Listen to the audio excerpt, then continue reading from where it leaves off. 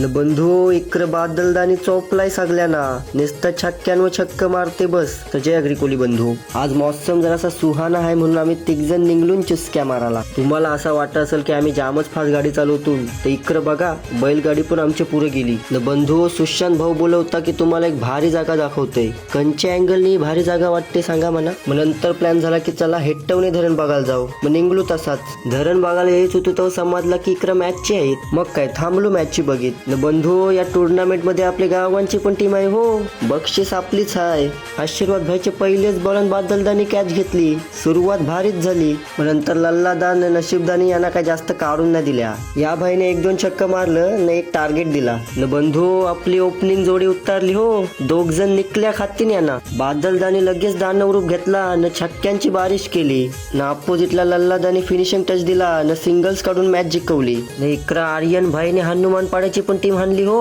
मग नंतर निघलो हेट्टवणे धरण बघायला. न बंधू पाण्याची पातळी अजून कमी आहे म्हणून यो भरला नाही, तरी पण धरण जाम भारी आहे हो. पण काय पण बोला इकडची नजारा जाम भारी दिसतंय. इकडं अजून जास्त थांबलो असतो तर रात्र झाली असती म्हणून निघलो घरा जावाला. न बंधू आपला मिंटी जामून लवर टेंबा बहुमा भेटलाय. कसला भारी स्कूटी चालवते बघा. तर आजच्या ब्लॉग मध्ये एवढाच. चला भेटू नवीन ब्लॉग मध्ये.